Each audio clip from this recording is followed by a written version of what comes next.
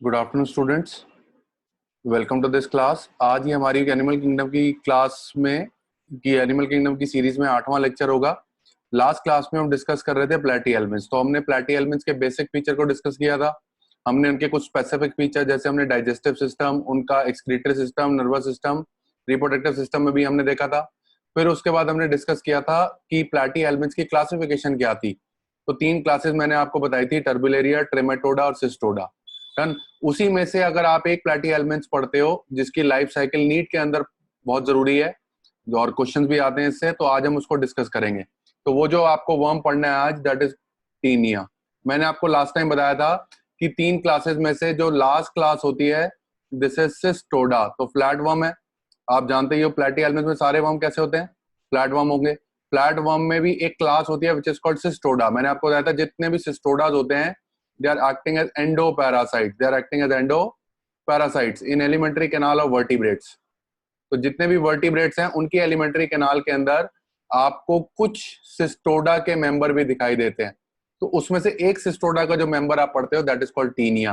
तो आप जानते हो तो टीनिया एक जीनस है। अगर अब मैं इसको देखूं तो बेसिकली हम बात कर लेते हैं टीनिया। टीनिया के 2 स्पीशीज आपको नेचर में दिखाई देंगे, एक टीनिया सोलियम। दोनों के नाम आपको पता होना चाहिए और कुछ बेसिक डिफरेंस आपको पता होना चाहिए। लाइफ साइकिल आपको टीनिया सोलियम की पढ़नी है, टीनिया सैजिनाटा की नहीं पढ़नी। तो 2 स्पीशीज आप इसमें देखते हो। तो स्पीशीज नंबर 1 हमारी कैसी हो गई, तो टीनिया सोलियम हो गई। स्पीशीज नंबर 2 हो गई टीनिया सैजिनाटा। ये जो होगा this is called pork tape worm. तो Taenia solium is called pork tape worm. और अगर आप टीनिया सैजिनाटा को देखते हो तो this is called beef tape worm.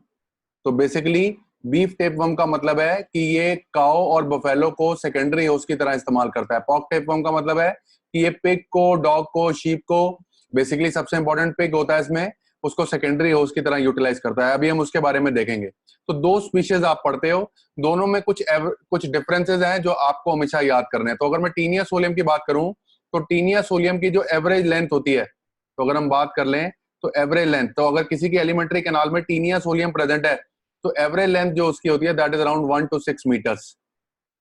Done. तो 1 से 6 मीटर लंबा इतना बड़ा ये वर्म आपको एलिमेंट्री कैनाल में किसी इन्फेक्टेड इंडिविजुअल के दिखाई दे सकता है। पर अगर मैं टीनिया सैजिनाटा की बात करूं तो इसकी जो एवरेज लेंथ होती है दैट इज 6 to 12 मीटर्स। तो ये इससे भी ऑलमोस्ट डबल साइज का होता है, आपको दिखाई देगा 6 to 12 मीटर। दूसरा, और इनमें मॉर्फोलॉजिकल कुछ डिफरेंसेस हैं।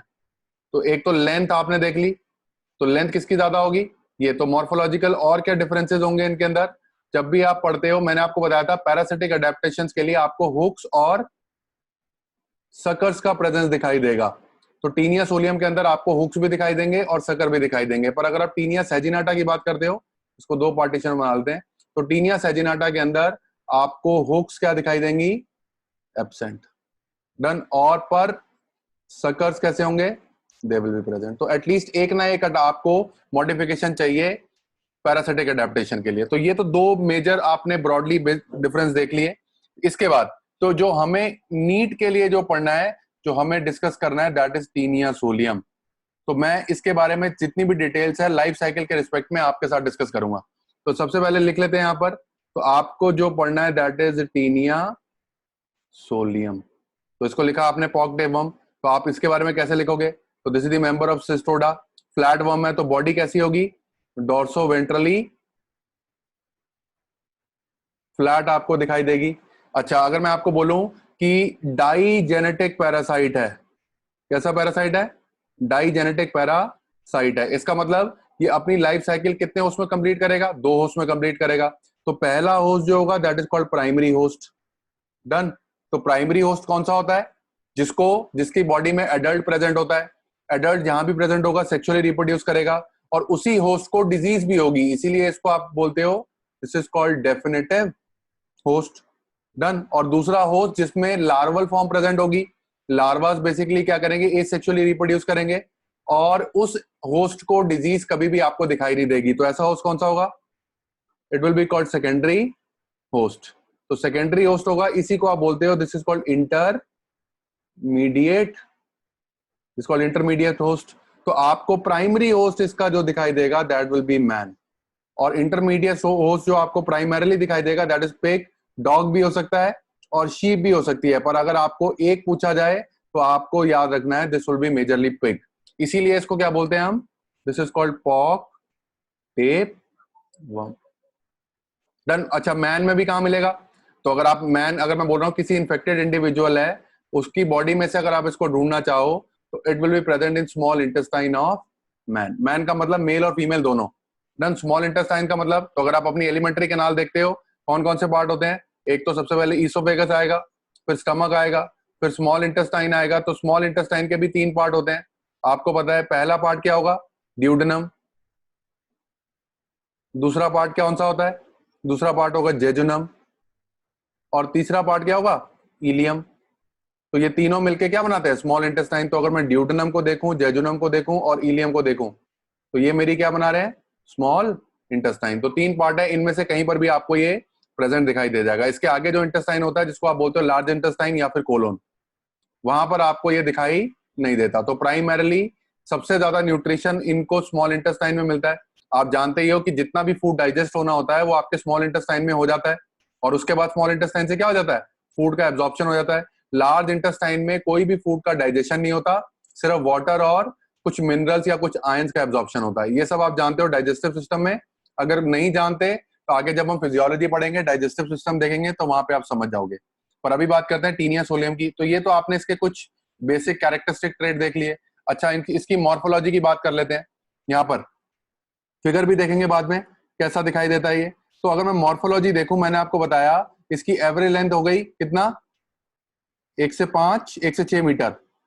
1 से 6 मीटर ये लंबा आपको दिखाई देगा, 6 मीटर्स। डन। अच्छा, अगर आप इसका कलर देखोगे, अपीयरेंस देखोगे बॉडी की, तो अगर आप इसकी अपीयरेंस देखते हो तो ये कैसा आपको दिखाई देता है, येलोइश कलर का आपको दिखाई देता है। Usually it is whitish to yellowish. Done. Dull colour होता है। और यूजुअली अगर आप इसकी बॉडी देखोगे तो दिस विल बी ओपेक। तो ये 2 कैरेक्टरिस्टिक आपने देखा। अच्छा, बॉडी का स्ट्रक्चर देख लेते हैं। अगर आप बॉडी को देखोगे इसकी, तो body can be divide into 3 parts. तो 3 पार्ट में आपको इसकी बॉडी दिखाई देगी। अभी हम फिगर पे भी जाएंगे, पर पहले हम यहाँ पे देखेंगे। तो अगर मैं इसकी बॉडी की रिप्रेजेंटेशन कर रहा हूं, तो अगर मैं इसकी बॉडी की रिप्रेजेंटेशन कर रहा हूं, तो 3 पार्ट में बॉडी को मैं डिवाइड करूंगा। तो सबसे पहला, सबसे एंटीरियर पार्ट जो होगा that will be called as head. फिर उसके बाद जो रीजन आएगा दैट इज कॉल्ड नेक। उसके बाद जो रीजन आएगा that will be called abdomen. तो 3 पार्ट में हमने इसकी बॉडी को डिवाइड किया है। ये बॉडी में डिफरेंशिएशन सीखना बहुत जरूरी है, तभी आप लाइफ साइकिल को अच्छे से पढ़ पाओगे। तो अगर मैं हेड रीजन को बोलूं, तो head is also known as scolex. यहाँ पर आप हेड वर्ड इस्तेमाल नहीं करते हो, you will use the word scolex. Neck is called neck, तो यहाँ पे कुछ स्पेशल याद करने की जरूरत नहीं है। Abdomen is called strobila. Abdomen is called strobila. अच्छा, अब हम फिगर पे देख लें। तो यहाँ पर अगर मैं बॉडी को देख रहा हूं, तो ये जो मैंने आपको फिगर दिखाई है यहाँ पर, ये जो पूरा वर्म आप देख रहे हो, तो ये जो पूरा वर्म आप देख रहे हो, तो this is the anterior end of this worm and this is the posterior and. तो सबसे पीछे वाला जो एंड है दैट इज पोस्टीरियर, सबसे आगे वाला जो होगा दैट इज एंटीरियर एंड। तो यहाँ पर ये जो रीजन आ गया, this is called head region. ये वाला अगर हम रीजन देखेंगे तो this will be called neck region. और लास्ट का जो रीजन आ गया, तो this will be called abdomen. This is called abdomen. तो अगर आप देख सकते हो, तो एब्डोमेन में आपको बहुत सारे सेगमेंट दिखाई देंगे, बहुत सारे सेगमेंट दिखाई देंगे। पर मैंने आपको बताया था ये ट्रू सेगमेंटेशन का एग्जांपल नहीं है। डन। तो एक्सटर्नली जो होता है, डन, तो दिस कैन बी, तो जितना भी एब्डोमेन है दिस कैन बी एक्सटर्नली आपको देखने में कैसा दिखाई देगा, सेगमेंटेड। तो सिर्फ अगर एक्सटर्नल सेगमेंटेशन होती है तो आप जानते हो कौन सी सेगमेंटेशन है, दैट इज स्यूडो सेगमेंटेशन। और एवरी सेगमेंट अगर आप देखोगे, तो अगर मैं एक सेगमेंट का नाम रखूं, तो this segment will be called as proglottid. Done. तो अगर आपसे पूछा जाए कि ये क्या है, तो ये जो सेगमेंट आप देख रहे हो, तो this is proglottid. Suppose this is proglottid number 1, this proglottid number 2, ऐसे ही पीछे जाते हुए सपोज दिस इज 7। तो एंड में जाते जाते तो लगभग आपको जो दिखाई देंगे, तो it can have around 800 to 1000 प्रोग्लॉटेड्स। तो आपको एवरेज नंबर जो दिखाई देता है इसके अंदर, तो this can have around 800 to 1000 segmented regions in the abdomen. तो इसकी बॉडी में हम लिख लेते हैं इतने प्रोग्लॉटेड मुझे दिखाई देंगे। डन। पर हम इसकी बॉडी को पढ़ना स्टार्ट करते हैं। तो बॉडी में सबसे पहले हम हेड को देखते हैं। हमेशा याद रखना, तो हेड कैसा दिखाई देगा, तो हेड जो दिखाई देता है बेसिकली क्वाड्रेंगुलर दिखाई देगा, क्वाड्रेंगुलर। तो अगर आप अपने हैंड से कंपेयर करो, अगर आप वीडियो की तरफ ध्यान दोगे तो वहां पे मैं रिप्रेजेंट कर रहा हूं, तो अगर मैं अपना हैंड देखूं तो मेरा हैंड कैसा है, it is having this region which is knob like, which is dilated, which is quadrangular. तो और मेरी पूरी रिस्ट और अपना मेरा हैंड किसकी से कंपेयर कर सकता हूं, नेक और उसके एब्डोमेन से। तो अगर हैंड देखोगे तो हैंड विल बी क्वाड्रेंगुलर। तो अगर आपको क्वाड्रेंगुलर मतलब यहाँ पे लिख लेते हैं, तो जो बुक्स में आपको लैंग्वेज दिखाई देती है तो this is called knob like. तो अगर आप देखोगे तो this will be like this. तो अगर मैं रिप्रेजेंट कर रहा हूं तो यहाँ पर अब क्या है, तो हेड किस काम का के आता है, बेसिक फंक्शन क्या है, तो हेड क्या करता है, basically attachment to the host में हेल्प करता है। तो हेड की वजह से ये वर्म क्या करेगा, अपने आप को होस्ट की बॉडी में रिटेन करने में हेल्प करेगा। देखो कोई भी पैरासाइट अगर बॉडी में जाएगा, कोई भी वर्म अगर स्मॉल इंटेस्टाइन में होगा, सबसे पहला काम क्या है, उसको अपने आप को वहां पे रिटेन करना है। अगर वो रिटेन नहीं कर पाया तो लार्ज इंटेस्टाइन में आएगा, लार्ज इंटेस्टाइन से फीकल मैटर के थ्रू वो बाहर चला जाएगा। तो उसका सर्वाइवल इतना आसान नहीं होगा। उसको सर्वाइव करना है तो पहला उसको क्या करना पड़ेगा, स्मॉल इंटेस्टाइन के साथ की वॉल के साथ अपने आप को अटैच करना पड़ेगा। तो स्मॉल इंटेस्टाइन की वॉल के साथ अटैच करने के लिए इसके पास कुछ मॉडिफिकेशन भी होनी चाहिए। तो इसके पास बेसिकली क्या होते हैं, स्पेशल तरह के सर्कुलर मसल डेवलप होते हैं जो 4 कॉर्नर्स पर आपको दिखाई देंगे। तो अगर आप देखोगे तो इसके आगे, पीछे और साइड्स पर आपको ये स्पेशल तरह के मॉडिफाइड सर्कुलर मसल दिखाई देंगे जो सक्शन में हेल्प करेंगे। तो हम इनका नाम रख देते हैं, दे आर कॉल्ड सकर्स। तो अगर मैं वापस फिगर पे जाऊं तो अगर आप देख सकते हो तो इसकी बॉडी में ये क्या है, सर्कुलर मसल्स की मॉडिफिकेशन है। तो ये क्या होगा, एक राइट हो गया, एक लेफ्ट हो गया, एक आगे हो गया और एक पीछे हो गया। तो ये बेसिकली क्या होंगे, दे आर ऑल सकर्स। तो हेड पर सकर्स प्रेजेंट है, मैंने आपको बताया टीनिया सोलियम में। टीनिया सोलियम में सकर के साथ साथ इसका जो एंटीरियर मोस्ट एंड है, जो एंटीरियर मोस्ट एंड है, वहां पर आपको ये स्पेशल तरह के हुक्स दिखाई देंगे। ये स्पेशल तरह के हुक्स दिखाई देंगे जो स्मॉल इंटेस्टाइन की वॉल को पेनिट्रेट कर कर अटैच हो जाते हैं। और इसी एंटीरियर एंड ऑफ हेड को अगर आप देखोगे तो this is called as a crown और रोस्टेलम। डन, समझ पा रहे हो आप सारे। तो अगर मैं बोल रहा हूं कि आपको इसके अंदर सकर्स दिखाई देंगे, यहां पे लिख देते हैं, सकर्स दिखाई देंगे और हुक्स दिखाई देंगे। तो हुक्स वाला जो रीजन है उसको स्पेशल नाम दिया गया है, दिस इज कॉल्ड रोस्टेलम। मेरे हिसाब से आसान होना चाहिए आपके लिए। दूसरा रीजन देख लेते हैं, थोड़ा सा पीछे आएंगे। यहाँ पर जो आप देख रहे हो तो ये जो रीजन है this is called neck region. तो आप इमेजिन करो कि जैसे ही इसका डेवलपमेंट हो रहा है तो नेक रीजन से कुछ सेगमेंट पीछे की तरफ मूव करते जा रहे हैं, तो ये इलोंगेट भी होता जाएगा। तो बेसिकली ये जो पहला प्रोग्लॉटेड था, this was once the part of neck. तो neck is also known as zone of elongation, this is called zone of elongation. तो बॉडी की जितनी भी लेंथ बढ़ती है वो नेक के थ्रू ही आगे की तरफ या पोस्टीरियरली वो इंक्रीज करेगी। तो आप समझ सकते हो कि डेवलपमेंट जब हो रहा है तो प्रोग्लॉटेड 1 और प्रोग्लॉटेड 2 में से पहला कौन सा बना होगा, प्रोग्लॉटेड 2। तो जैसे प्रोग्लॉटेड 1 बनेगा, प्रोग्लॉटेड 2 will be pushed back towards. Done. तो आप इसको बोलते हो, तो नेक के लिए लिखा जाता है simply this is called budding zone, this is called budding zone. तो जैसे जैसे प्रोग्लॉटेड बनते हैं वो पीछे की तरफ पुश हो रहे हैं, और this is also known as zone of maturation, this is also known as zone of maturation. या फिर मोर इंपॉर्टेंटली आप इसके लिए लिखते हो जोन ऑफ इलोंगेशन। डन। अब बात कर लेते हैं सबसे इंपॉर्टेंट क्या है इसका, एब्डोमेन। अब एब्डोमेन में कितने प्रोग्लॉटेड है हमारे पास, 800 लेकर 1000, पर सभी एक जैसे मेरे को दिखाई नहीं देंगे। तो अगर मैं इसकी बॉडी के अंदर प्रोग्लॉटेड्स की बात करूं, नंबर में नहीं जाएंगे हम सीखने की कोशिश करेंगे कि इसके प्रोग्लॉटेड का अरेंजमेंट कैसा है।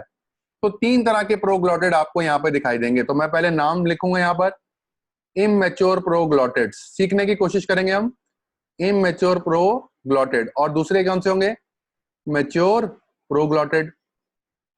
और लास्ट में जो आपको दिखाई देंगे they will be very very special, they are called gravid proglottids. Done. यहां पर देख लेते हैं, अब मैंने आपको 3 तरह के बता दिए, इमैच्योर, मैच्योर और ग्रेविड प्रोग्लॉटेड। इससे पहले कि आप इनके बारे में पढ़ो, अगर आपको याद हो, मैंने प्लैटीहेल्मिन्थ्स में आपको रिप्रोडक्टिव बिहेवियर बताया था।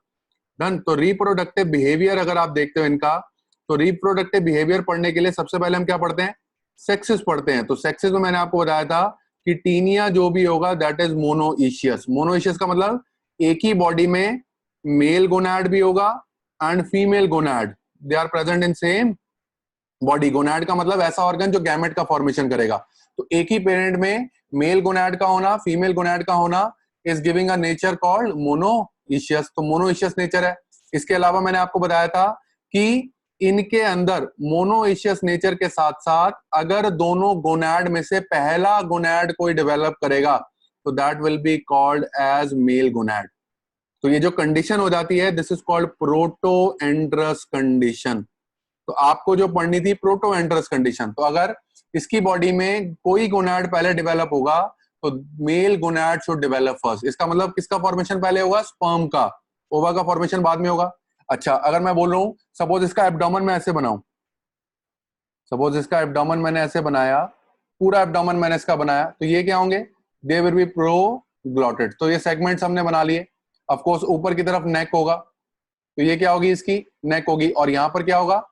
इसका हेड आपको दिखाई देगा। डन। तो अगर मैं इसकी बात करूं तो यहां से, तो ये सारे जो प्रोग्लॉटेड्स हैं ये कहां से बनकर आ रहे हैं? नेक रीजन से। सपोज इसको मैं बोल रहा हूं कि suppose this is proglottid number 1 and this will be the last one, proglottid number 800।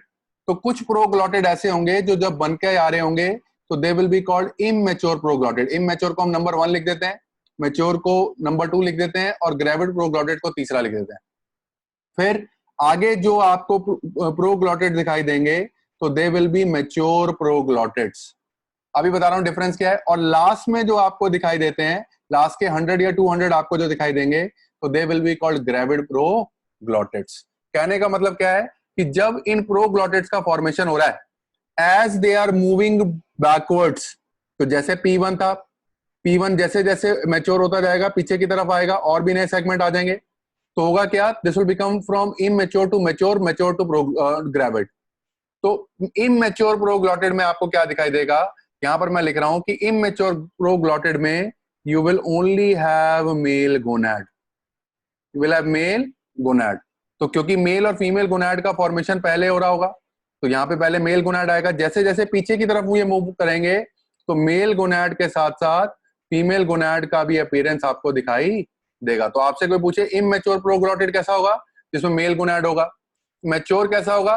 जिसमें मेल और फीमेल दोनों आपको दिखाई देगी। Only male gonad in mature and male plus female gonad. इसका मतलब जैसे ही फीमेल और मेल गोनैड बन गया तो किसका फॉर्मेशन होगा? स्पर्म एंड ओवा का, दोनों का फॉर्मेशन आपको वहां पे दिखाई देगा। इसको इरेज कर लेते हैं यहां पर। तो आपको जैसे ही मेल और फीमेल गोनैड दिखाई देगा तो there will be formation of, तो स्पर्म ऐसे बना लेते हैं, और क्या दिखाई देगा? ओवा। तो स्पर्म और ओवा का जो फ्यूजन होगा कहां पर हो रहा होगा? That will be in mature proglottid. तो fusion of male gamete and female gamete is called fertilisation. तो हम बोल सकते हैं कि mature proglottid is the site for fertilisation. अच्छा, फर्टिलाइजेशन का रिजल्ट क्या होगा? क्या होगा? There will be formation of a egg which is called fertilised egg. तो सपोज अगर मैं बोल रहा हूं किसी की बॉडी में, तो सपोज मेरे पास एक इन्फेक्टेड इंडिविजुअल है, उसके स्मॉल इंटेस्टाइन में मुझे वर्म दिखाई दे रहा है, तो उस वर्म का एब्डोमेन अगर मैं देखूंगा तो इमैच्योर प्रोग्लॉटेड में तो सिर्फ स्पर्म हो सकते हैं, पर मैच्योर में स्पर्म और ओवा दोनों होंगे, आपस में फ्यूज कर रहे होंगे। पर अगर मैं उसका लास्ट के कुछ सेगमेंट देखूं तो उसके अंदर मुझे जाइगोट दिखाई देगा। जाइगोट मतलब फर्टिलाइज एग दिखाई देंगे। इसका मतलब gravid प्रोग्लॉटेड्स will always be loaded with zygotes। समझ पा रहे हैं आप? तो यहां पर जाइगोट को मैं बोलूं this is called fertilize egg. अच्छा, अब हम इसको देखें तो ये मैच्योर वर्म हमें बॉडी के अंदर प्लेस करना है। तो अब हम पढ़ेंगे life cycle of Taenia solium, वहां पर आपको सारी चीजें क्लियर हो जाएंगी। दूसरी चीज देख लेते हैं। अब हम देखेंगे क्या? Life cycle of Taenia solium. बहुत आसान है, सिर्फ थोड़ी सी चीजें याद रखनी है आपको और समझकर याद रखनी है। देखो, मैंने आपको बताया लाइफ साइकिल किस किस के बीच में माइग्रेट करेगी। कुछ पार्ट ऑफ लाइफ ये किसमें पास करेगा? मैन के अंदर। और कुछ किसके अंदर पास करेगा? पिग के अंदर। मैंने आपको बता दिया पिग कैसा होस्ट होगा? Secondary host. और मैन कैसा होस्ट होगा? Primary host. तो इसका मतलब है कि मैन के भी स्मॉल इंटेस्टाइन के अंदर, तो लाइफ साइकिल का मतलब होता है कि एक टीनिया से हमें दूसरा टीनिया बनाना है, तो ये पूरी साइकिल कंप्लीट हो जाएगी। तो उसको हम देखेंगे कैसे हम बनाएंगे। तो स्मॉल इंटेस्टाइन ऑफ मैन में आपको दिखाई देगा। तो सपोज मैंने आपको बोला कि एक इंडिविजुअल है जो इन्फेक्टेड है, तो you take a man who is infected by Taenia solium, तो अगर मैं उसका स्मॉल इंटेस्टाइन देखूं तो वहां पर मुझे ये मैच्योर वर्म दिखाई देगा, जो किस फॉर्म में होगा, एडल्ट फॉर्म में होगा। एडल्ट फॉर्म में होगा तो बेसिकली अगर मैं उसका एब्डोमेन देखूं तो उसके एब्डोमेन में क्या होगा, तो सपोज ये वर्म बना लेते हैं हम वापस यहाँ पर, तो ये कौन सा हो गया, हेड रीजन हो गया। ये कौन सा रीजन हो गया, नेक रीजन हो गया। और ये क्या हो गया उसका, टेल रीजन हो गया या फिर एब्डोमिनल रीजन हो गया।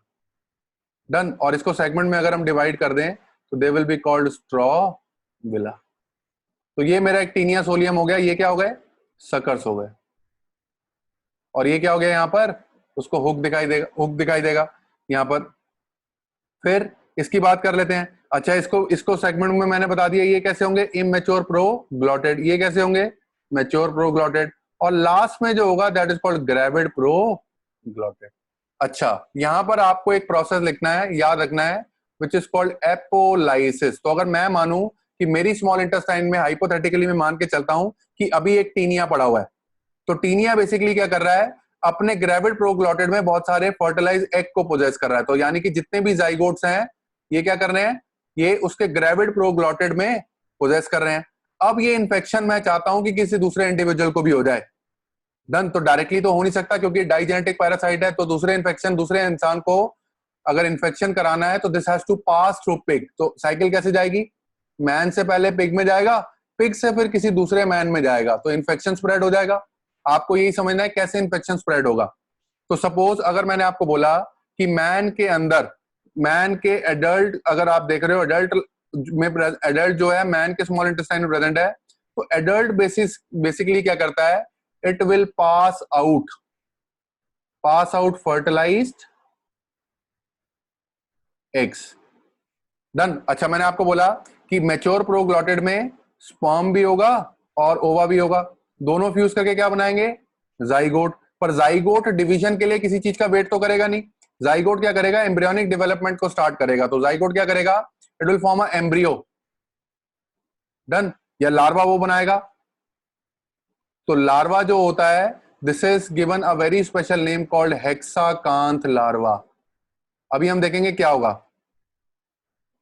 हेक्साकांथ लार्वा। तो मेरी मेरी स्मॉल इंटेस्टाइन के अंदर ये जो वर्म था, इसके ग्रेविड प्रोग्लॉटेड जितने थे उसमें जाइगोट क्या कर रहे थे, अब अपनी एम्ब्रियोनिक डेवलपमेंट को स्टार्ट कर रहे थे, यानी कि वो लार्वा में कन्वर्ट हो गए। तो पहला लार्वा जो टीनिया सोलियम का बनेगा that is called hexacanth larva.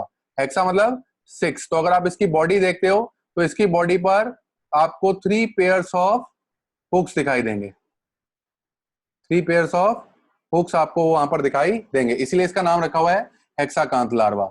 अब हेक्साकांथ लार्वा क्या करता है, इसको पता है कि ये बॉडी से बाहर चले जाएगा थ्रू फीकल मैटर। अब होता क्या है, ये जो, अब ये टीनिया सोलियम क्या करता है, टीनिया सोलियम एक प्रोसेस को शो करता है विच इज कॉल्ड एपोलाइसिस। एपोलाइसिस के बारे में यहां पे मैं लिख रहा हूं, this is called regular shedding of gravid proglottids.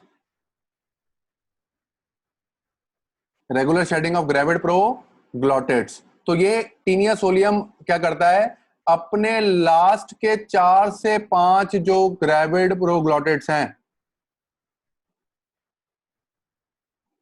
को रेगुलरली शेड करता है। तो सपोज एक वर्म आपके पास था, तो ये वर्म है, लास्ट में जो प्रोग्लॉटेड है these are called gravid proglottids. तो पीछे से मैं अगर देखूं 1 2 3 4 और 5, ये लास्ट के 5 ग्रेविड प्रोग्लॉटेड है, इनमें क्या है, जाइगोट है। जाइगोट ने क्या किया है, अब डिवीजन भी स्टार्ट कर दिया है, यानी कि जाइगोट ने लार्वा बना लिया है, उसका नाम है हेक्साकांथ लार्वा। अब क्या करेगा ये वर्म, बहुत चालाक है, ये क्या करेगा, अपने लास्ट के 4 से 5 सेगमेंट को ब्रेकआउट कर देगा। तो ये क्या है, तो this is segment number 1, segment number 2, segment number 3, segment number 4 और सेगमेंट नंबर 5। इसके अंदर सभी के अंदर क्या होगा, एक स्पेशल तरीके का लार्वा प्रेजेंट होगा विच इज कॉल्ड हेक्साकांथ लार्वा। अब इस हेक्साकांथ लार्वा को पता है कि अब ये बॉडी से शेड हो गया है, अब ये क्या करेगा, तो ये जो जितने भी लार्वाज हैं दे will be passed, they are ready to get passed out from the body of man। तो ये स्मॉल इंटेस्टाइन से लार्ज इंटेस्टाइन में जाएगा और लार्ज इंटेस्टाइन के थ्रू, फीकल मैटर के थ्रू ये क्या करेगा, बाहर आने की कोशिश करेगा। तो आप ऐसे समझो कि इसके अंदर जाइगोट था, जाइगोट ने पहले कौन सा लार्वा बनाया, हेक्साकांथ लार्वा। हेक्साकांथ लार्वा को पता है कि जैसे इसका फॉर्मेशन हो गया, ग्रेविड प्रोग्लोटिड टूट जाएंगे। इस प्रोसेस का नाम आपने रख दिया, this is called apolysis. NEET में एक बार पूछा गया है कि एपोलाइसिस कौन सा वर्म शो करता है, तो आपको याद रखना है टीनिया सोलियम। अब हेक्साकांथ लार्वा को पता है कि ये फीकल मैटर के थ्रू बाहर चले जाएगा, पर इसको पता है कि बाहर जितनी भी सराउंडिंग्स होगी वो फेवरेबल होंगी, अनफेवरेबल होंगी। ऑफ कोर्स अनफेवरेबल होंगी। तो अनफेवरेबल कंडीशन में सर्वाइव करने से पहले मैं इस हेक्साकांथ लार्वा को एच लिख रहा हूं। तो ये हेक्साकांथ लार्वा क्या करता है, अपनी बॉडी के आसपास एक सिस्ट का फॉर्मेशन करता है। किसका फॉर्मेशन करता है? एक सिस्ट का फॉर्मेशन कर लेता है। डन। तो इसका जो अपीयरेंस है वो स्फेरिकल आपको दिखाई दे जाता है। तो दिस विल बी कॉल्ड ऑन्कोस्फियर। तो किस में कन्वर्ट हो जाता है अब ये? ऑन्कोस्फियर। तो पहले क्या बना? फर्टिलाइज एग बना। एग में डेवलपमेंट स्टार्ट हुई तो लार्वा बना। लार्वा का नाम क्या होगा? हेक्साकांथ लार्वा। हेक्साकांथ लार्वा क्या करेगा? अपने आसपास सिस्ट को अगर डेवलप कर लेगा तो दिस इज कॉल्ड ऑन्कोस्फियर। डन। समझ पा रहे हो आप? तो एक इन्फेक्टेड मेल, तो मान लो अगर मुझे टीनिया सोलियम का इन्फेक्शन है तो चांसेस हैं कि मैं अपने स्टूल से, अपने फीकल मैटर से, अपनी पॉटी से क्या कर सकता हूं? बहुत सारे ऑन्कोस्फियर को पास कर सकता हूं। डन। अब ऑन्कोस्फियर क्या करेगा? मेरे स्टूल पर बैठा रहेगा। चांसेस हैं कि ऐसे रीजन जहां पर आपको बहुत सारे पिक्स दिखाई देते हैं वहां पर आपको ये इन्फेक्शन ज्यादा दिखाई देंगे। आप जानते ही हो। तो पहला इंडिविजुअल, इन्फेक्टेड इंडिविजुअल ने क्या किया? इस फिनोमिनन को कवर किया। अब क्या करता है? पिग आएगा। आपने जहां पर फीकल मैटर को डिस्पोज किया वहां पे पिग क्या करेगा? आके एक फिनोमिनन शो करेगा, कॉप्रोफेजी। तो जितने भी पिग्स होते हैं दे आर कॉल्ड कॉप्रोफेगस। कॉप्रोफेगस का मतलब है कि they feed on faecal matter. They feed on faecal matter. तो जैसे ही वो फीकल मैटर आपका कंज्यूम करेगा पिग, तो पिग किसका इंजेक्शन कर रहा है? तो there will be injection of oncosphere. आपके पास एडल्ट था आपकी एलिमेंट्री कैनाल में जो पहले हेक्साकांथ लार्वा बना रहा था और ऑन्कोस्फियर बना रहा था, पर पिग ने किसको इंजेस्ट किया? ऑन्कोस्फियर। तो अगर आपसे पूछा जाए कि नीट में क्वेश्चन आए, infective stage for pig during the life cycle of Taenia solium, तो पिग को किससे इन्फेक्शन हुआ है? Stage for pig. तो पिग को एक्चुअली उसने क्या कंज्यूम किया? किससे इन्फेक्शन हुआ है? ऑन्कोस्फियर से। अब ये ऑन्कोस्फियर क्या करेगा? पिग की पिग की एलिमेंट्री कैनाल में जाएगा। तो पिग की एलिमेंट्री कैनाल बिल्कुल हमारे जैसी है, वहां पे भी डाइजेस्टिव जूसेस होंगे। तो डाइजेस्टिव जूसेस क्या करेंगे? उसके उसके इस सिस्ट को ब्रेक कर देंगे। तो अगर आप ऑन्कोस्फियर देख रहे थे तो this is hexacanth surrounded by lot of cyst. Done. तो डाइजेस्टिव एंजाइम्स क्या करते हैं? तो उसकी एलिमेंट्री कैनाल में, digestive enzyme in alimentary canal of pig क्या करेंगे? They will break the cyst. Done. फिर क्या होगा? There will be activation of, there will be what? Activation of hexacanth larva. फिर से कौन सा लार्वा बन जाएगा? Hexacanth larva. तो अपनी शील्ड से बाहर आ गया लार्वा। अब लार्वा क्या करेगा? एक बार आ गया है तो this will enter into the small intestine of pig. कहां पे चले जाएगा? Small intestine of pig. फिर ये क्या करेगा? स्मॉल इंटेस्टाइन पिग में जब आने के बाद this will start to penetrate. ये क्या करेगा? This will try to bore through the wall of alimentary canal. This will try to penetrate through alimentary canal. अब ये क्या करेगा? एलिमेंट्री कैनाल की या स्मॉल इंटेस्टाइन की वॉल को तोड़कर ब्लड में जाने की कोशिश करेगा। This will penetrate through alimentary canal. फिर कहां से जाएगा? Enters into blood. और एक बार वो ब्लड में आ गया तो ब्लड से this will enter into the skeletal muscles of the pig. तो क्या करेगा? स्केलेटल मसल्स ऑफ पिग में चला जाएगा। तो स्केलेटल मसल ऑफ पिग में गया तो पिग में जैसे ये हेक्साकांथ लार्वा स्केलेटल मसल तक पहुंच जाएगा, this is given a very special name called cysticercus. This is called cysticercus. तो यू नीड टू रिमेंबर कि this is very very important. This is called cysticercus larva. तो आपको बोलेगा कि cysticercus larva of Taenia solium is present in what? In the skeletal muscle of pig. तो मैंने क्या किया? अपने स्टूल से ऑन्कोस्फियर पास किया। ऑन्कोस्फियर को किसने खा लिया? पिग ने खा लिया। ऑन्कोस्फियर ने अपनी सिस्ट को लूज किया, किसमें कन्वर्ट हो गया? हेक्साकांथ में। हेक्साकांथ जाके स्केलेटल मसल में जाके छुप गया, विच इज कॉल्ड सिस्टीसर्कस। ठीक है। अब आगे की कहानी कैसे होगी? अब मान लो कि आपने एक ऐसा पिग देखा, तो पिग की बॉडी, तो मैं यहां पे लिखता हूं पिग कि जितने भी स्केलेटल मसल होंगे they will get loaded with cysticercus. तो पर क्योंकि ये लार्वल फॉर्म है तो पिग को कोई भी डिजीज नहीं होगी। तो पिग क्या कर रहा है, it is acting as a intermediate host. आपको याद रखना है, तो पिग को डिजीज नहीं हो रही है पर इंटरमीडिएट होस्ट का वो काम कर रहा है। दूसरी चीज आपको याद रखनी है, अब पिग से वापस ह्यूमन में कैसे इंफेक्शन बढ़ेगा। तो मान लो आपने उस पिग को देख लिया, आपने सोचा कि मैं उससे बदला लूंगा, तो आपने क्या किया, पिग को पकड़ा और उसको मार दिया। डन। अब आप मार दिया तो आप क्या करोगे, उसकी बॉडी में मसल्स को खाने की कोशिश करोगे। तो you are trying to ingest the muscles, है ना। और पॉर्क कैसा था, अनकुक्ड या नॉट प्रॉपरली कुक्ड। तो आपने उसको अच्छे से पकाया नहीं, तो जब आप पकाओगे नहीं उसको तो वो लार्वा की भी डेथ नहीं होगी। तो आपने क्या किया, अनकुक्ड या सेमी कुक्ड पॉर्क को कंज्यूम कर लिया। तो अब क्या होगा, तो जब आपने पॉर्क कंज्यूम किया, ऑफ कोर्स आपने उसका बहुत सारा मीट भी कंज्यूम किया, पर मीट के बीच में क्या छुपे हुए थे, सिस्टी सर्कस। तो ये सिस्टी सर्कस क्या करेगा, तो मैन क्या करेगा, मैन इंजेस्ट्स दिस अनकुक्ड पॉर्क। तो सिस्टी सर्कस की क्या होगी, एंट्री इनटू स्मॉल इंटेस्टाइन। तो जैसे वो स्मॉल इंटेस्टाइन में जाएगा उसको बहुत सारा न्यूट्रिशन मिलेगा। तो सिस्टी सर्कस तो जैसे ही न्यूट्रिशन ले लेगा तो that will be converted into new adult. तो अगर आपको कोई बोले कि अनकुक्ड पॉर्क खाने से कौन सी कंडीशन डेवलप हो सकती है, तो you can have a condition called taeniasis. तो जैसे एडल्ट के बॉडी में अब क्या आ जाएगा, नया टीनिया, और जो उसको डिजीज होगी this is called taeniasis. Done. Word कहीं पर अगर आप एसीएसिस लगाते हो that means helminthic infection, this means helminthic infection. अगर मैं बोल रहा हूं अस्कैरिएसिस दैट इज मींस अस्कैरिस का इन्फेक्शन होना। अगर मैं बोल रहा हूं फिलीरिएसिस, डन। ऐसे मैंने बोला टीनियसिस, तो these are all helminthic infection. तो जहां पर भी सफिक्स लग जाए कौन सा, एसिस, तो दैट मींस तो this is a helminthic infection. तो इंसान को क्या हो गई, टीनियसिस, डिजीज हो गई उसको टीनियसिस। डन। तो कैसे लाइफ साइकिल बनी, तो पहले देख लेते हैं, 2 मिनट में रिवाइज कर लेते हैं। तो मैन में क्या था, एडल्ट। तो एडल्ट था तो उसके पास कौन से प्रोग्लॉटिड थे, ग्रेविड प्रोग्लॉटिड। तो ग्रेविड प्रोग्लॉटिड को अगर मैं देखूं तो उसके अंदर क्या था, जाइगोट से पहले क्या डेवलप हुआ, जाइगोट से लार्वा डेवलप हुआ, उसका नाम था हेक्साकांथ लार्वा। हेक्साकांथ लार्वा ने क्या किया, ऑन्को स्फीयर में अपने आप को कन्वर्ट कर लिया। अब क्या होगा, आपने इस क्या किया, आपके स्वम ने आपके गट में एपोलाइसिस करी। तो एपोलाइसिस से क्या हो गया, लास्ट के 4-5 प्रोग्लॉटिड बाहर आ गए। तो ऑन्कोस्फीयर क्या हो गया, this is released out via faecal matter. तो फीकल मैटर के थ्रू बाहर आ गया।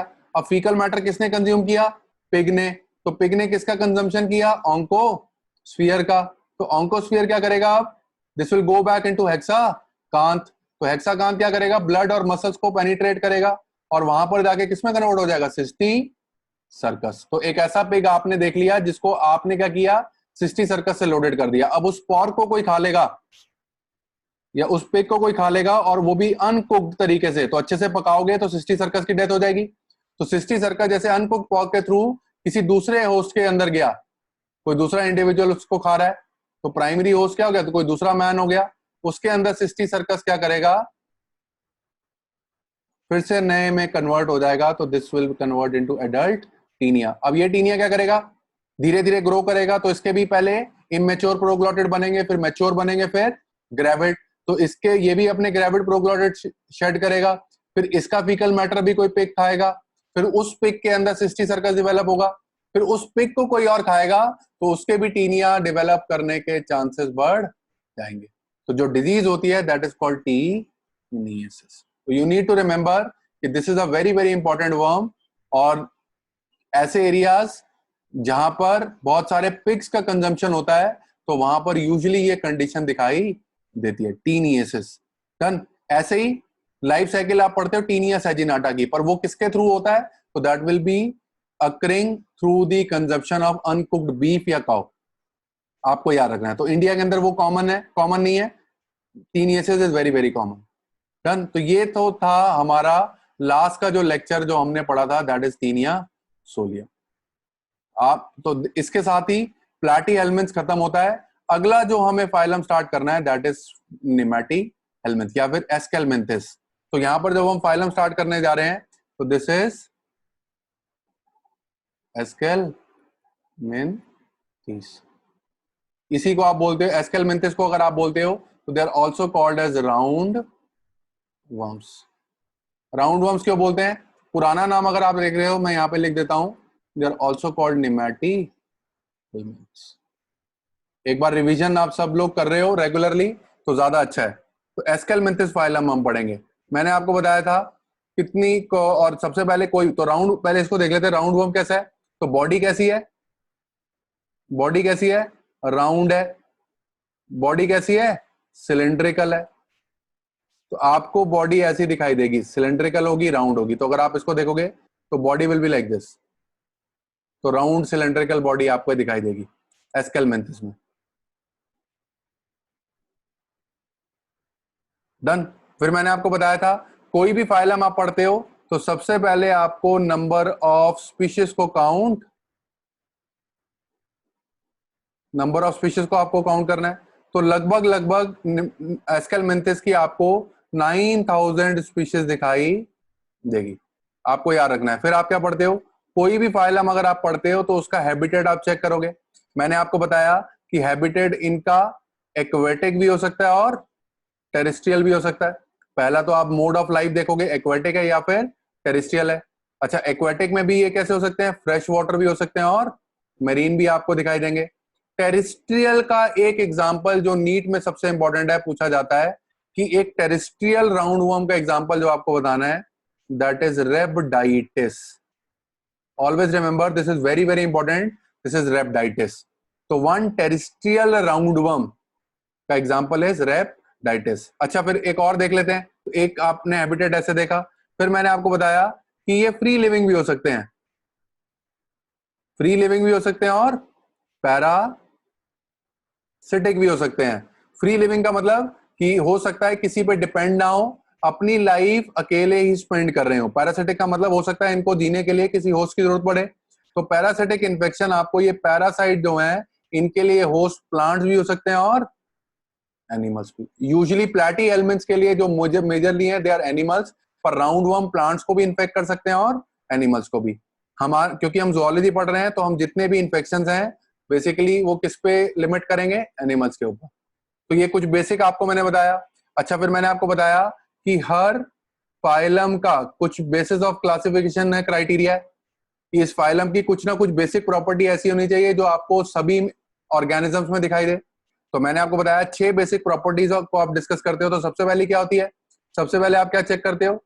Level of organization. तो आप क्या चेक कर रहे हो? You are looking for level of organization. तो लेवल ऑफ ऑर्गेनाइजेशन के बेसिस पर मैंने आपको बताया था कि you are going to have organ system level of, system level of organization. Done. तो आप जैसे ही डाउन दी फाइलम जा रहे हो, पॉरीफेरा में कौन सी थी? सेलुलर। फिर सीलेंट्रेटा और टीनोफोरा में कौन सी आई? टिश्यू लेवल ऑफ ऑर्गेनाइजेशन आया। फिर प्लैटी एलिमेंट्स आपने पढ़ा तो ऑर्गन लेवल ऑफ ऑर्गेनाइजेशन आया। पर इससे एडवांस जब आप कभी भी आगे पढ़ोगे, चाहे एस्केलमिन्थिस पढ़ रहे हो, चाहे आप एनालिडा पढ़ोगे, आर्थ्रोपोडा, मोलस्का, सभी के अंदर जो ऑर्गेनाइजेशन आपको दिखाई देगा that will be the most advance. This is called organ system level of organization.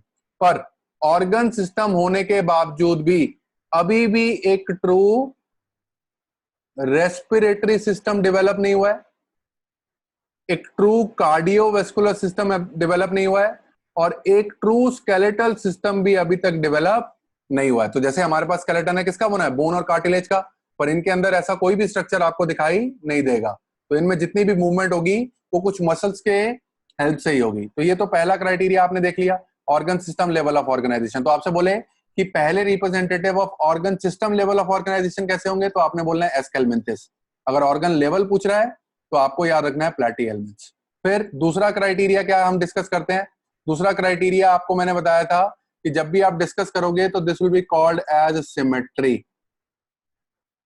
तो सिमेट्री जब भी आप क्लासिफिकेशन करते हो तो सिमेट्री के बेसिस पर आपको मैंने बताया था कि दे will be having bilateral symmetry. Bilateral symmetry का मतलब है कि एक ही एक्सिस के अलोंग आप इनको दो इक्वल आइडेंटिकल हाफ में कट आउट कर सकते हो। और मैंने आपको बताया था कि bilateral symmetry is always with cephalisation. ये मैं बार बार रिपीट करूंगा। सेफलाइजेशन का मतलब है कि हेड का फॉर्मेशन होना, और हेड का फॉर्मेशन हमेशा जब भी होगा तो आपके सेंसरी ऑर्गन के साथ होगा और माउथ के साथ होगा। तो ऐसी सिमेट्री जहां पर एक ही एक्सिस के अलोंग दो इक्वल आइडेंटिकल हाफ मिलेंगे तो this is called bilateral symmetry. तो ये तो आप सब लोग जानते हो। तीसरी बात कर लेते हैं। तीसरा क्लासिफिकेशन का क्राइटेरिया क्या था? Germ layer. डन। तो जर्म लेयर क्या थी? तो मैंने आपको बताया था कैसा नेचर है, ट्रिप्लोब्लास्टिक। कहां से स्टार्ट हो गया था? प्लैटीहेल्मिन से ट्रिप्लोब्लास्टिक नेचर स्टार्ट हो गया था। तो ट्रिप्लोब्लास्टिक नेचर क्या था? ऐसा नेचर जहां पर एम्ब्रियोनिक डेवलपमेंट के टाइम पर तीन जर्म लेयर का फॉर्मेशन होता है। कौन कौन सी? तो सबसे पहले जर्म लेयर जो बनेगी एक्टोडर्म होगी, मीजोडर्म होगी और एंडोडर्म। तीनों में से सबसे पहले बनती है एंडोडर्म, फिर बनती है मीजोडर्म और लास्ट में बनती है एक्टोडर्म। तो आपको ये तीन जर्म लेयर को दिखाई आइए आपको दिखाई देगी। इसमें से मीजोडर्म क्या करेगी?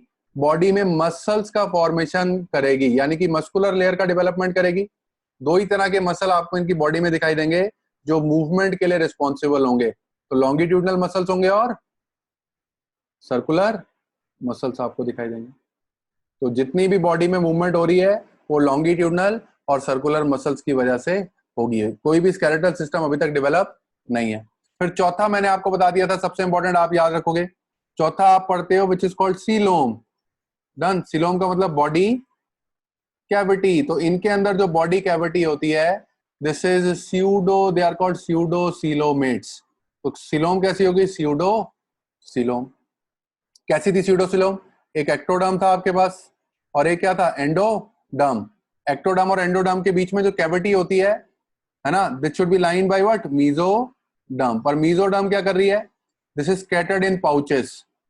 तो यहां पर आपको ये जो पाउचेस ऑफ मीजोडर्म दिखाई देंगे। तो complete full fledged body cavity का डेवलपमेंट नहीं हुआ है, पर कुछ इंटरप्टेड फ्री स्पेसेस आपको दिखाई देंगे। तो हम बोलते हैं ऐसी cavity which is interrupted by mesodermal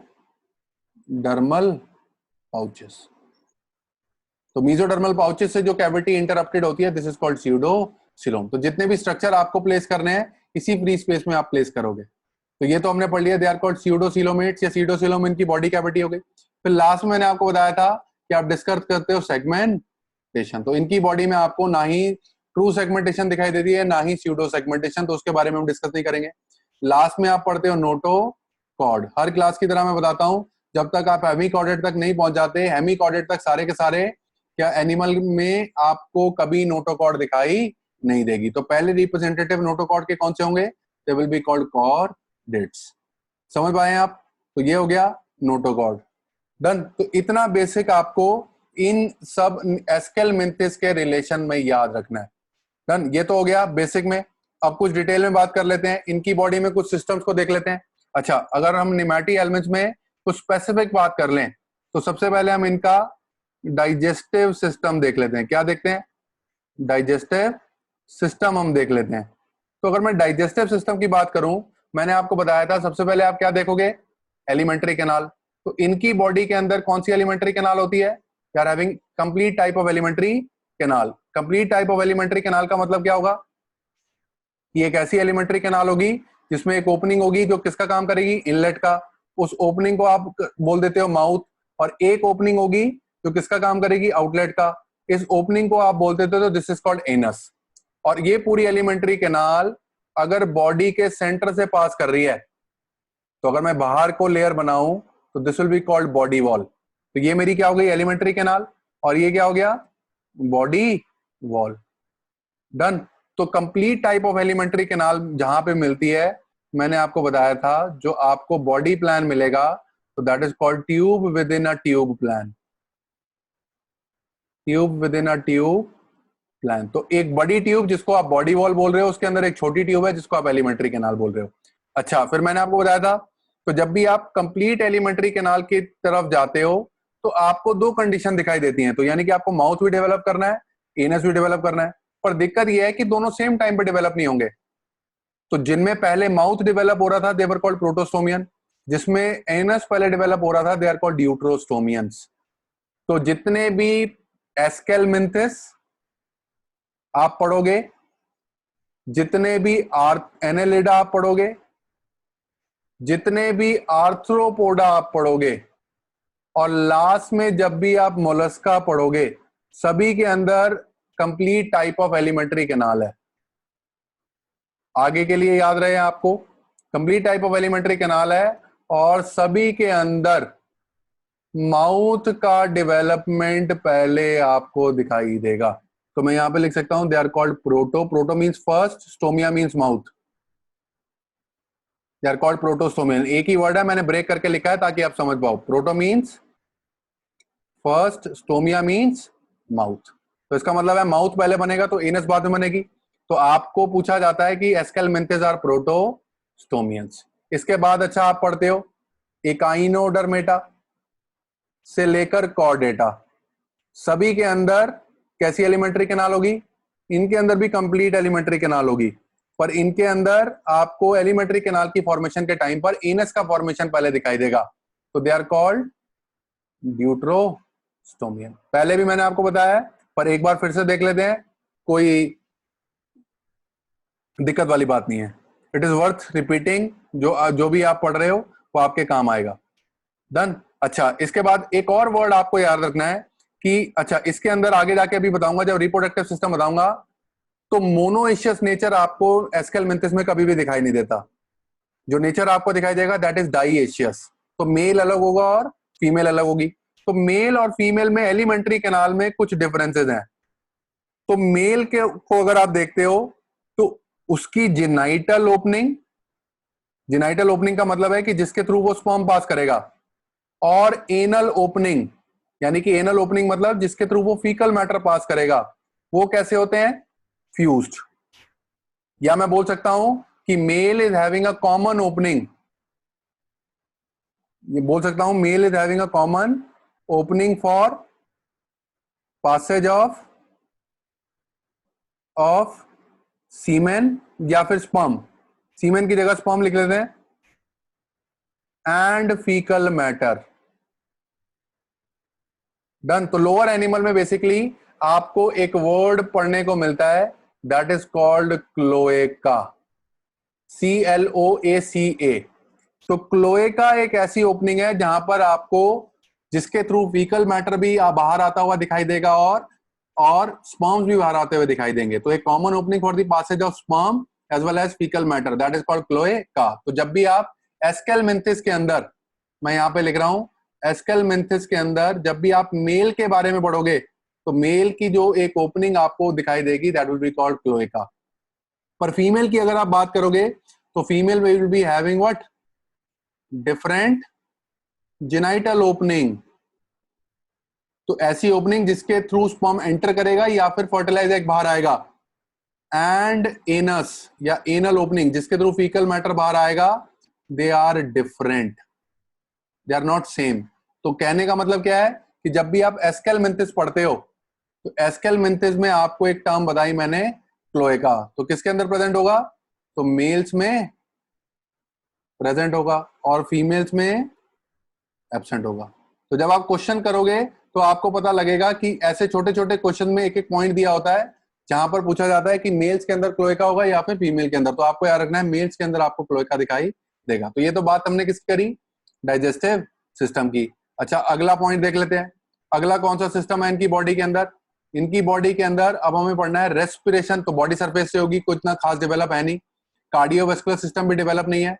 तो मेन बात कर लेते हैं इनकी बॉडी में एक्सक्रीटरी एंड ऑस्मोरेगुलेटरी सिस्टम। अगर आपको याद हो प्लैटी एलिमेंट्स में एक्सक्रीशन और ऑस्मो रेगुलेशन के लिए स्पेशल तरह के सेल्स मैंने आपको बताए थे, they are called flame cells, या जिनको आप सोलिनोसाइड बोलते हो या फिर प्रोटोनेफ्रिडिया बोलते हो। इनके अंदर जो आपको दिखाई देंगे they are having single large H shaped cell which is called renette cell. तो अगर मैं एक एस्केलमेंथिस बनाऊं तो एस्केलमेंथिस मुझे ऐसा दिखाई देगा। तो ये उसके सेंटर से एक ट्यूब पास कर रही होगी दिस कॉल्ड एलिमेंट्री कैनाल, और ये क्या होगी उसकी बॉडी वॉल। इसके बीच में जो कैविटी होगी दिस कॉल्ड बॉडी कैविटी। इसी बॉडी कैविटी में एक लार्ज एच शेप्ड तरह का एक सेल दिखाई देगा which is called renette cell. तो रेनेट सेल बेसिकली क्या करता है, इस जितना भी बॉडी फ्लूइड है, ये जितना भी बॉडी कैविटी में आपको पैरेनकाइमा दिखाई देगा या बॉडी फ्लूइड दिखाई देगा, उससे नाइट्रोजनस वेस्ट को कलेक्ट करेगा, और नाइट्रोजनस वेस्ट को कलेक्ट करने के बाद ये क्या करेगा, एक डक्ट में उसको ड्रेन कर देगा। तो मैं बोल सकता हूं कि renette cell along with excretory duct, और ये एक्सक्रीटरी डक्ट क्या करेगी, which is going to open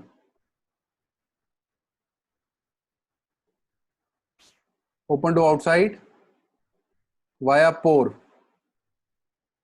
और इस पोर को आप बोलते हो दैट इज एक्सक्रीटरी पोर। जब मैं आपको एस्कैरिस पढ़ाऊंगा तो वहां पर हम इस एक्सक्रीटरी पोर, एक्सक्रीटरी कैनाल और रेनेट सेल के बारे में थोड़ा सा डिटेल में डिस्कस करेंगे। तो अभी आपको याद करना है कि इनकी बॉडी के अंदर, जैसे हमारी बॉडी में किडनी है, किडनी क्या करती है, यूरिन का फॉर्मेशन करती है। यूरिन का फॉर्मेशन करने के बाद जितना भी यूरिन है सारा यूरेटर में जाता है, यूरेटर से यूरिनरी ब्लैडर में, यूरिनरी ब्लैडर से यूरेथ्रा के थ्रू वो बाहर पास हो जाता है। तो हम बोलते हैं कि यूरेटर से लेके यूरेथ्रा तक there is a tubular structure जो यूरिन को कंडक्ट कराता है। ऐसे इनकी बॉडी में रेनेट सेल के अलोंग आपको ये एक्सक्रीटरी डक्ट दिखाई देगी तो यूरिन का कंडक्शन कराएगी। तो आपको याद रखना है, तो इनकी बॉडी में रेनेट सेल। अच्छा, एक्सक्रीटरी वेस्ट को देखते हैं।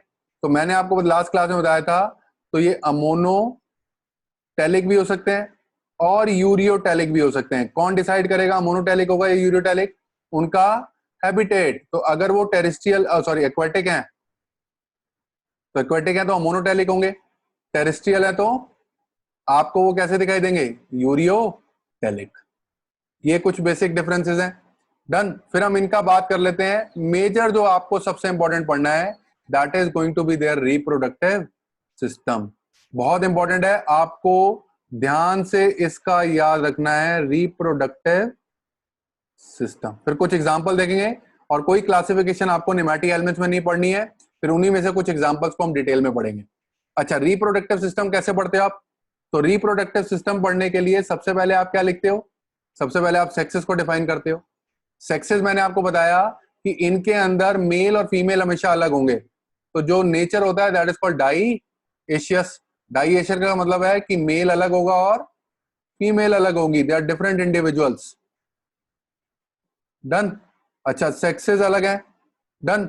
और एक और फिनोमिनन आप पढ़ते हो कि इनके अंदर सेक्सुअल डाइमॉर्फिज्म मिलेगी। सेक्सुअल डाइमॉर्फिज्म, पहली बार ये आप वर्ड पढ़ रहे हो, बहुत आसान है, इसमें कुछ नहीं है। सेक्सुअल डाइमॉर्फिज्म का मतलब है di means two, morphology means external feature. Done. कहने का मतलब क्या है, अगर मैं आपको सेम स्पीशीज के दो एस्केलमेंथिस दूं, सपोज मैंने आपको दो एस्कैरिस दिए, Ascaris number 1, Ascaris number 2। Done. तो अगर आप उनके एक्सटर्नल फीचर देखकर बता दो कि मेल कौन सा है फीमेल कौन सा है, तो this process is called sexual dimorphism.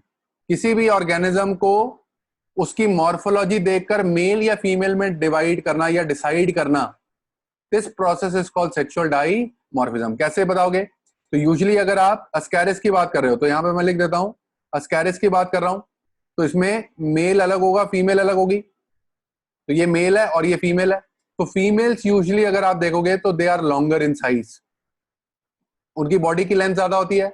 और मेल कैसे हैं, they are shorter in length, longer in length लिख लेते हैं और शॉर्टर इन लेंथ। तो जैसे मैं आपको दो एस्कैरिस दूंगा, आप सबसे पहले क्या कंपेयर करोगे, उनकी लेंथ। तो जो छोटा होगा वो मेल हो गया और जो बड़ी होगी वो फीमेल हो गई। तो इसी को आप बोलते हो this is called sexual dimorphism. तो इस प्रोसेस को याद रख लेना, विच इज वेरी वेरी इंपॉर्टेंट। हमारे अंदर भी होती है सेक्सुअल डाइमॉर्फिज्म। तो एक्सटर्नल कैरेक्टर देखकर आप बता सकते हो मेल है या फिर फीमेल। तो ये तो आपने देख लिया कौन सा नेचर, डाइएशियस। मोनोएशियस नेचर आपको किसी में नहीं पढ़ना। फिर आप क्या देखते हो, मोड ऑफ रिप्रोडक्शन, क्योंकि अब हम हायर एनिमल के थ्रू जा रहे हैं। ओनली मोड ऑफ रिप्रोडक्शन जो आपको दिखाई देगा that will be called sexual reproduction. अच्छा, अगर सेक्सुअल रिप्रोडक्शन कर रहे हैं इसका मतलब गैमेट का फॉर्मेशन होगा। गैमेट के फॉर्मेशन के बाद क्या होगा, उनका फ्यूजन भी होगा। फ्यूजन का मतलब है कि जिस प्रोसेस को आप बोलते हो दिस इज कॉल्ड फर्टिलाइजेशन। आपको हमेशा याद रखना है कि इनके अंदर फर्टिलाइजेशन जो भी होगा दैट इज कॉल्ड इंटरनल।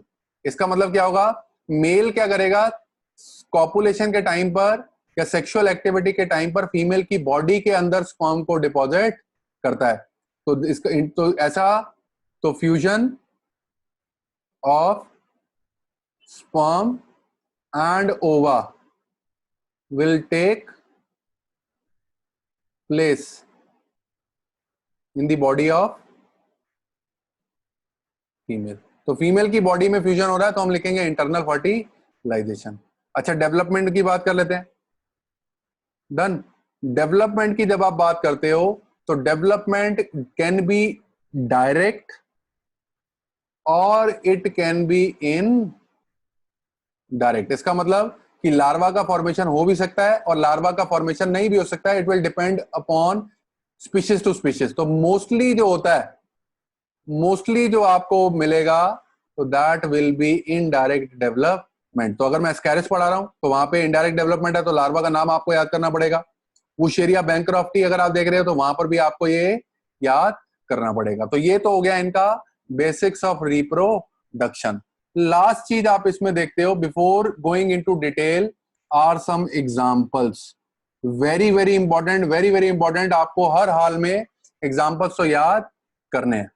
तो कुछ एग्जांपल मैं लिखवा रहा हूं, इनमें से कुछ को डिटेल में हम पढ़ेंगे नेक्स्ट क्लास में। तो पहले आपको याद करना है, पहला जो एग्जांपल है दैट इज कॉल्ड स्कैरिस। पूरा नाम अगर आप लिखोगे ल्यूम्ब्रिकॉइडिस, Ascaris lumbricoides, this is called common roundworm, is simply called as a roundworm। इसका नाम ही कॉमन नेम है राउंडवर्म। तो मोस्ट ऑफ द केसेस में जब आप राउंडवर्म की बात कर रहे हो तो यू आर टॉकिंग अबाउट अस्कैरिस। तो अगर किसी इंडिविजुअल को अस्कैरिस का इन्फेक्शन हो जाए तो हम बोलते हैं डिजीज कौन सी होगी, अस्कैरियोसिस। मैंने बताया था एसिस जहां पर भी सिफिक्स लग जाए तो that is called a helminthic disease. दूसरा आपको पढ़ना है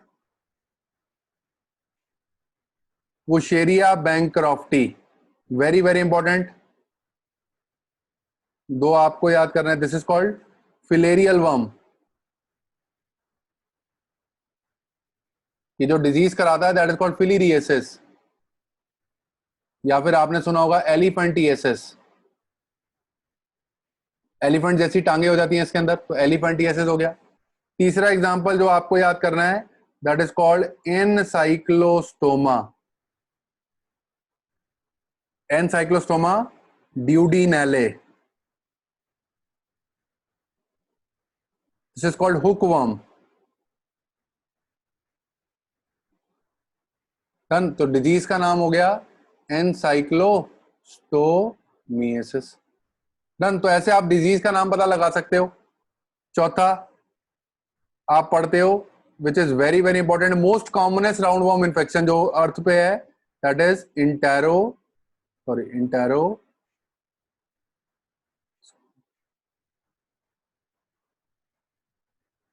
इंटेरोबियस vermicularis. This is also known as pin worm, is called pin worm. Done. फिर आपको एक एग्जांपल और याद करना है, ड्रेननकुलस। नाम थोड़े से मुश्किल है, आपको 2-3 बार रिवीजन करना पड़ेगा याद करने के लिए। This is also known as guinea worm. अब इन्फेक्शन नहीं होते हैं, इरेडिकेट हो गया ऑलमोस्ट, गिनी वर्म। डन। तो ये 5 एग्जांपल। अच्छा, एक और लिख दिया मैं यहां पर, अगर मैं लिखता हूं रेबडाइटिस, ये क्या हो गया आपको मैंने पहले ही बता दिया, this is called terrestrial round worm. Done. तो दिस इज, एक और लिख लेते हैं Trichuris, this is called whip worm. तो इतने एग्जांपल आपको याद रखने हैं। 7 एग्जांपल्स मैंने आपको बताया निमेटी हेलमिंथ्स के, एस्कैरिस, वुशेरिया बैंक्रॉफ्टी, एनसाइक्लोस्टोमा ड्यूडिनाले, इंटेरोबियस वर्मिकुलारिस और लास्ट में ड्रेनेनक्यूलस और रेप्टाइटिस और ट्राइक्यूरिस। ये 7 एग्जांपल हैं जो आपको याद रखना है। तो हमने क्या किया, निमेटी हेलमिंथ्स का बेसिक पढ़ा, उनका डाइजेस्टिव ट्रैक्ट देखा, डन, उनका एक्सक्रीटरी सिस्टम देखा और उनका रिप्रोडक्टिव सिस्टम देखा, डन। तो आज की क्लास में गोल ये था कि हमने टीनिया को भी कवर किया। तो ये सारे आपने आज टॉपिक कवर करे। नेक्स्ट क्लास में जब हम मिलेंगे तो हम क्या करेंगे, we will discuss about the life cycle of Ascaris. Ascaris की पूरी लाइफ साइकिल आपको पढ़नी है और कुछ few points about Wuchereria bancrofti, Ancylostoma और इंटेरोबियस वर्मिकुलारिस, ये भी आपको पढ़ना है क्योंकि नीट में बहुत इंपॉर्टेंट है, पूछा जाएगा, डन। फिर इस लाइफ साइकिल के बाद हम एनालिडा स्टार्ट करेंगे।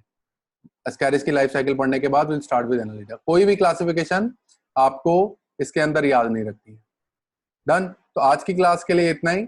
नेक्स्ट क्लास में will start with Ascaris lumbricoides. Thank you.